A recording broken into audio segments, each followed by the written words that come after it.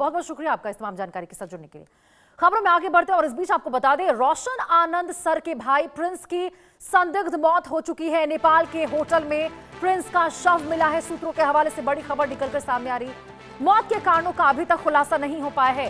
Hotel में मौजूद युवकों से पूछताछ जारी है।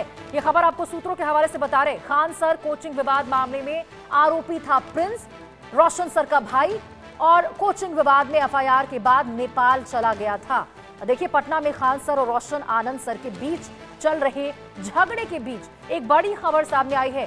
ज्ञान बिंदु कोचिंग सेंटर के डायरेक्टर रोशन आनंद के भाई प्रिंस की नेपाल के एक होटल में संदिग्ध परिस्थितियों में मौत हो चुकी है। फिलहाल मौत के कारणों का खुलासा नहीं हो सका है। मामले की जांच पुलिस की टीम कर रही है। मीडिया रिपोर्ट के अनुसार घटना के बाद स्थानीय पुलिस ने होटल में मौजूद तमाम अन्य युवकों को हिरासत में लेकर पूछताछ शुरू कर दिया है। बीते दिनों आपको बता दें, पटना में हुए कोचिंग विवाद में प्रिंस भी आरोपी था। खान सर की कोचिंग पर हमले के मामले में प्रिंस भी आरोपी बताया गया था। बताया जा रहा है कि एफआईआर होने के बाद अपने 6 से 7 दोस्तों के साथ प्रिंस नेपाल में रह रहा था और देर रात उसकी संदिग्ध परिस्थितियों में मौत हो चुकी है। मामले की जानकारी मिलते ही रोशन आनंद सर के परिजन नेपाल पहुंच रहे हैं। रोशन आनंद सर इस वक्त जेल में है और प्रिंस पर 2021 में भी आपको बता दें खान सर की कोचिंग पर हमले का आरोप था। तो यह बेहद हैरान करने वाली खबर आपको बता रहे। नेपाल में रोशन सर के भाई प्रिंस की संदिग्ध परिस्थितियों में मौत हो चुकी है। रितेश मिश्रा हमारे सहयोगी इसी खबर पर ज्यादा जानकारी के साथ जुड़ चुके हैं। रितेश, बेहद हैरान करने वाली खबर है। जरा बताइए कि किन परिस्थितियों में प्रिंस की मौत हुई है। क्या आत्महत्या बताया जा रहा है या फिर यहां पर किसी और एंगल से सुसाइड, संदिग्ध कोई पहलू इसमें, या फिर कोई साजिश के तहत?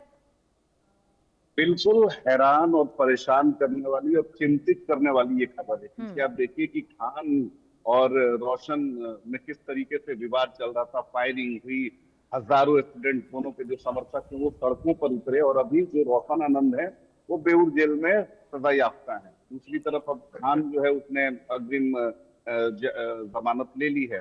तो अब जो ये विवाद है ये और बढ़ेगा, क्योंकि अब देखिए कि जो प्रिंस यादव जिनकी मौत हुई है ये यही सारा देखभाल करते थे रोशन आनंद का जो कोचिंग है ज्ञान बिंदु उसका, और ये इनके ऊपर भी खान की टीम ने एफआईआर किया था। और अब ये जो है 4-5 लड़कों के साथ ये गिरफ्तारी से बचने के लिए इन्होंने नेपाल में शरण ली। एक होटल में ये लंबे समय से रह रहे थे, लेकिन होटल में इनकी मौत हो गई है। संदिग्ध परिस्थितियां हैं, क्योंकि ये हट्टा कट्टा व्यक्ति और उसकी अचानक मौत हो जाना तो ये समझ से परे है। जाहिर सी बात है कि पुलिस के लिए भी थोड़ी परेशानी हुई, क्योंकि 2 देशों का मामला होता है। ये सिर्फ 2 राज्यों का नहीं बल्कि 2 देशों का मामला हो गया है। अब नेपाल पुलिस इस पूरे मामले को इन्वेस्टिगेट कर रही है कि इस व्यक्ति की मौत कैसे हो गई। क्या शराब का ओवरडोज है, क्या इसने ड्रग लिया है, क्या किसी ने साजिशन इसकी हत्या कर दी, जहर दे दी गई, आखिर क्या कुछ इसकी वजह रही है। लेकिन सबसे बड़ी बात है कि नेपाल पुलिस के इन्वेस्टिगेशन का अपना तरीका है, अपने एसओपी है, अपने प्रोटोकॉल है, और उस अनुसार ही सारी चीजें जो हैं अब पब्लिक डोमेन में आएंगी। और यहाँ बिहार पुलिस कुछ भी इंटरवीन नहीं कर सकती है, ये इंटरनेशनल लेवल का मामला है। तो अब भारत सरकार वहां से रिपोर्ट तलब करेगी और तभी पता चलेगा। तो यानी कि रितेश, नेपाल पुलिस और बिहार पुलिस दोनों समन्वय बनाकर इस पूरे मामले पर जांच करती हुई नजर आएगी, ताकि पर्दे खुल सके पूरी तरह से।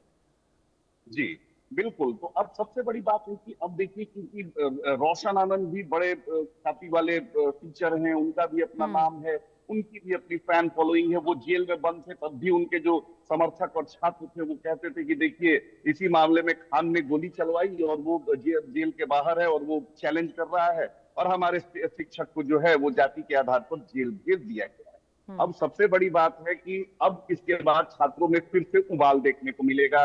फिर से पटना में जो एक तनाव की स्थिति हो गई थी आज से 4-5 दिन पहले, वो स्थिति उससे कई ज्यादा गुना उसमें इजाफा होने की आशंका है। और इसको लेकर पुलिस प्रशासन पूरी तरीके से अलर्ट पर है, चौकस पर है।